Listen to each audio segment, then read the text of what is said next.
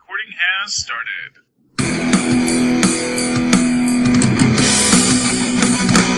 It's Wade's World. Hello and welcome to Wade's World, the Deadpool podcast, episode 63, believe it or not. I am Phil, and joining me is the very hungover. Hey y'all, it's Lil Hellfire, aka Per Usual with the tequila and chimichangas. The Jessica Jones of our Capes and Lunatic universe. Poor Charlie, he doesn't know he's really Iron Fist, does he? We're not speak of his Iron Fist. Wade's World. Wade's World. Wade's World. So, I know you're confused about what we're doing tonight, so I mean, it's not like I haven't read them, I just, I can't wait to hear what you thought about. Because it seems to be they're hit or miss with you. Well, I mean, it's never hit or miss with, Soldier X. It's Agent X that, I go back and forth with. Well, I'm pleasantly surprised that after, what was it, 3 weeks ago or whatever, issue 5's cover did nothing for me. At least this one was kind of humorous. Oh, yeah, we forgot. We learned that Phil was not a Hello Kitty fan, so... It just didn't seem to go with the tone of the book. It might have been some editorial changes too, but they said just keep the cover. You just never know. Maybe. But yeah, look. It's cute. It reminds me of, this feels like, if Tyler's listening, this feels like a Supernatural shout out with Dean when he gets arrested and he does the blue steel. So yeah. Ooh, Supernatural reference. It hasn't been a while since I've made a reference to that on this podcast. But I mean, it looks like you taking a mugshot after like a drunken barroom brawl one night. That is my goal. If I ever get a mugshot, I do want to do holding the thing upside down and just... Yeah. Squad goals. Good lord. So yeah. No, I like Taskmaster the best in this. It's kind of weird that to me, he's the one that kind of stole the issue from me. Mm-hmm. Yeah, he was good. I mean, we finally get the shootout we've been promising for weeks now. Patience, Philip. If comic books has taught us nothing, it's patience. If someone dies, they will come back. It might take 30 years or it might take 3 issues. Who knows? We're tickling your ass with a feather. Drop. That needs to be a drop right there. But yeah. I love the first page, Taskmaster's don't they know I fought the Avengers? And Alex is like, did you ever win against the Avengers? I thought that the solution was pretty clever, but I think that a lot of it also is it's like slapstick humor and not as subtle as the humor has been before. Mm-hmm. We get the Constrictor, we get the Daughters of Tarantula and Batroc. Yeah. Well, I don't know. Do you think a bus would be able to pull the Rhino? I thought he was pretty unmovable, like the Juggernaut. Yeah, they're supposed to shrink him again. That's what I was waiting on. But that still continues to be a great issue. I'm just saying. I love the callback to oh yeah, you're Wade Wilson who shrunk me, and he's like, no, not really. No. I know, right? What, all us scarred guys look alike? Pretty much. Ah! But also, I think another great thing about it is that we just had so many big action scenes, and then the visual comedy was pretty dang good too. Oh yeah. So. But yeah, we'll be skipping ahead on this because I think is this either this one or the next one is Gail's last issue until she comes back. Yeah, it's 7 and then it skips all the way to 13, right? 13, yeah. Yeah. But no, I mean, it's so abrupt too, Mm-hmm. And I will tell you that the issue 7 and 8, it's night and day in quality too. No offense to whoever wrote it, it's just that was an abrupt, didn't see it coming kind of change. So, all in all, this is a good, solid B+, I think. Yeah, it's a nice little wrap up to this, the whole 4 wins thing too. Yeah, thank God. Because I didn't like it in Deadpool, and I did this one was it just got more convoluted as it went on. It's just just get over it already. Until finally, spoilers, the head guy in charge is like, yeah, just kill her and, we'll call it. I was expecting a little more outlaw craziness, though. Like, I was a little bummed by that. I was definitely expecting a little more craziness on that side. I know, but what did Sandy do? I mean, the guy in charge of the Four Winds is like, okay, Mr. Hayden, we have a deal. Sometimes you gotta put out if you get lobster bisque. Seinfeld reference. Yada, yada, yada. Remember, she goes, yada, yada, yada, with the lobster biscuit, yada, yada, yada. He goes, you yada, yada over the best part. She's like, no, I mentioned the bisque. No, I mentioned the bisque. That's so you. It is.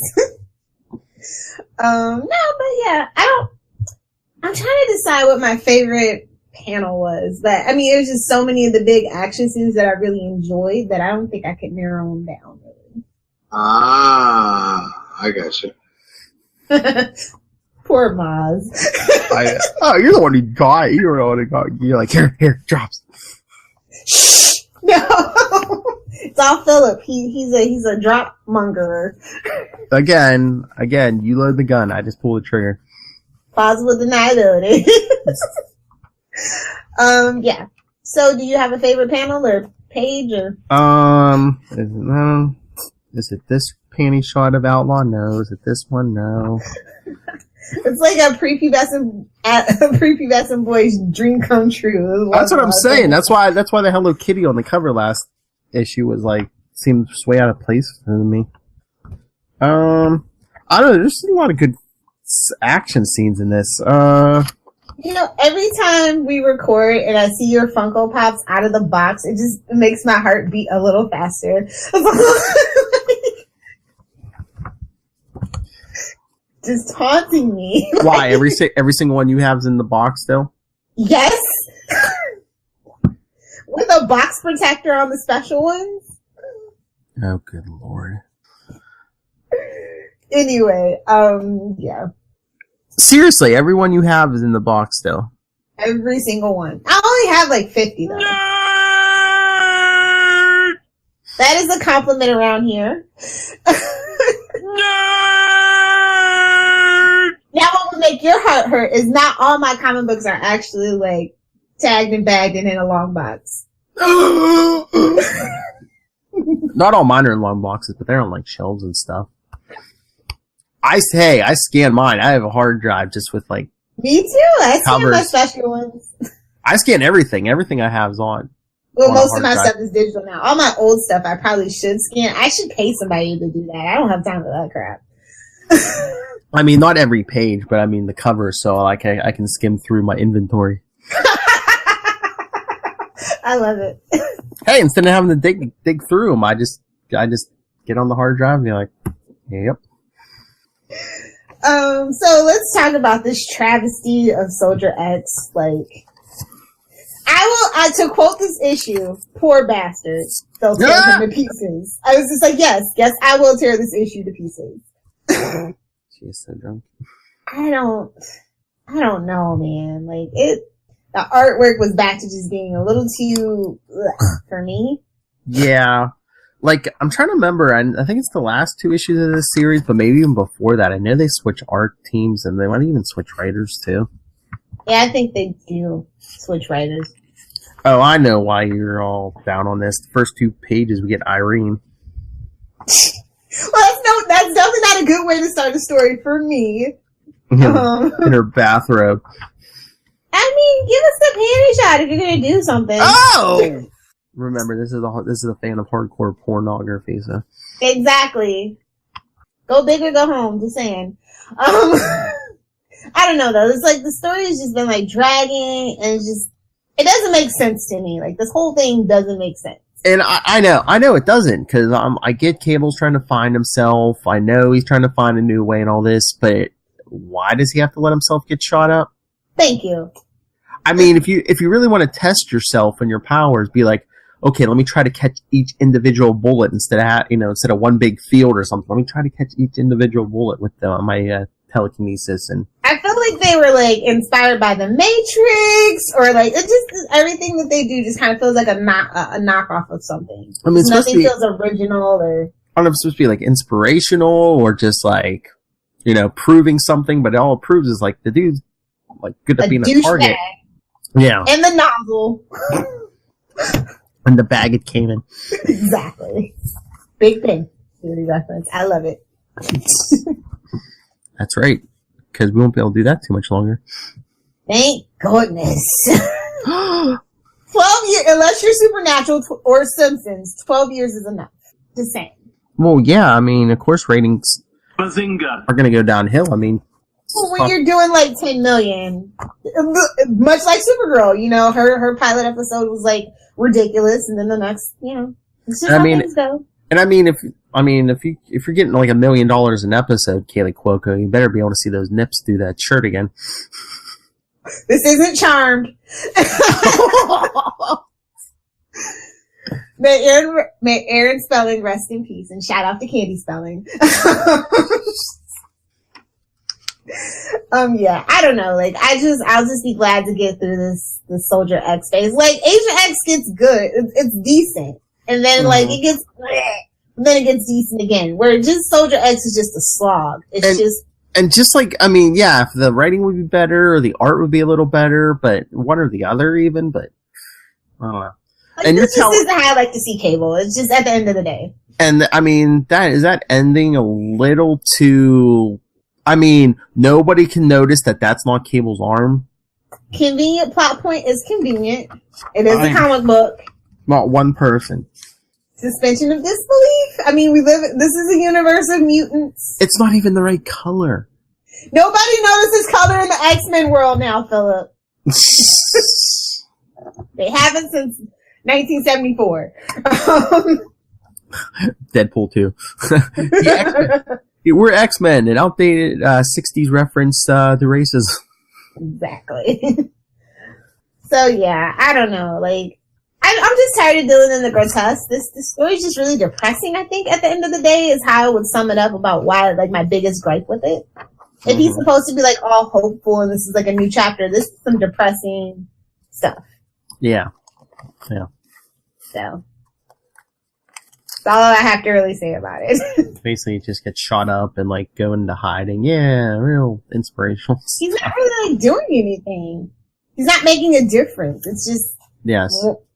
I don't know if it's a metaphor for something. Maybe we need to have the writers on and ask them to explain what the hell this is. I don't know.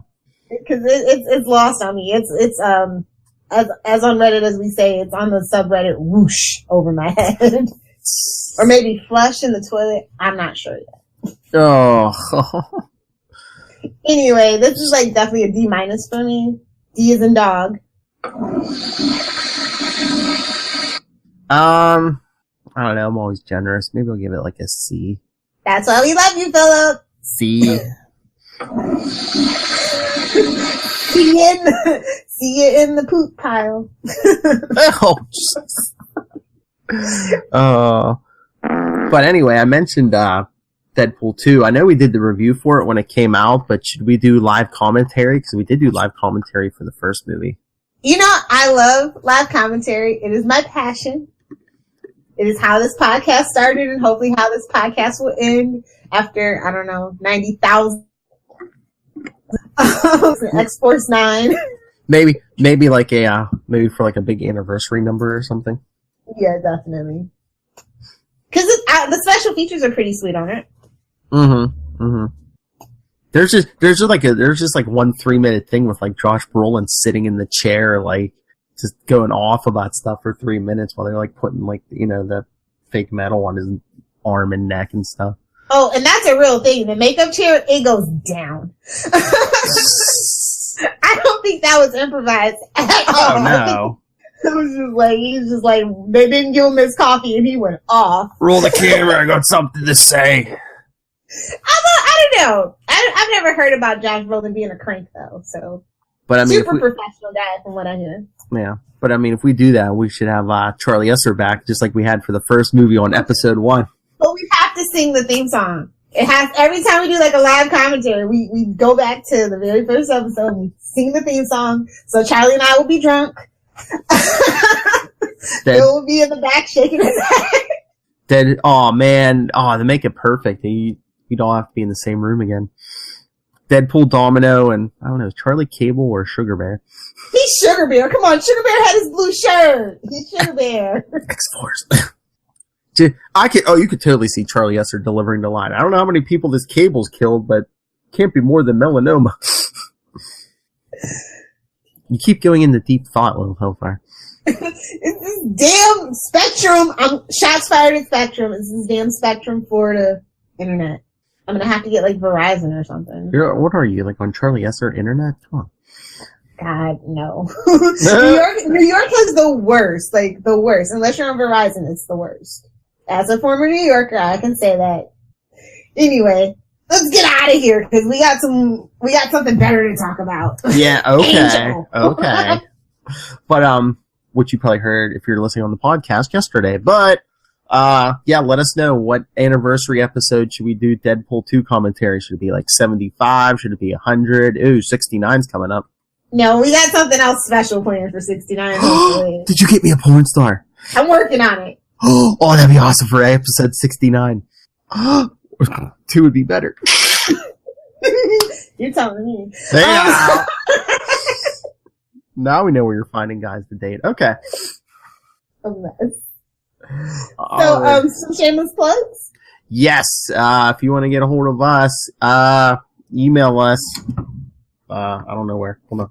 I just send it to capesandlunatics@gmail.com. Find us on Facebook, Wade's World Podcast, or, Wade's World. Yeah, well, I know the Twitter is at Wade's World Pod and at CL Sidekicks. We're on the gram and the voicemail, 614-382-2737. That's 614-38-CAPES. And Lilith, where can people find you to sign up for the 69?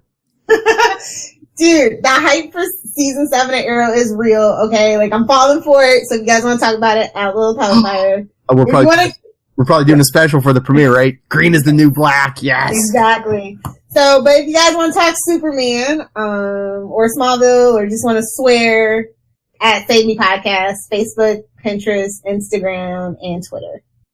And as for me, if you want to do interviews, nightwingpdp@gmail.com, and on Twitter, I am at nightwingpdp. Alright. It's been another episode, a brutal episode, as Little Hellfire comes down on these creators of Wade's World. Brutal's honest. As Little Hellfire tells these creators what they should be doing, and how to treat your Funko. The only person I won't tell what to do is Gail and Kelly. Put your Funko. Everybody else, y'all can get it. You can get the hammer brought down on you. Oh, Mark Harmon can get it. Yeah, not Mark Marone, okay? Mark Harmon. No retractions. I know the hip language the kids use these days. See last week's Capes and Lunatics if you don't get that reference. I think everyone knows Charlie Esser.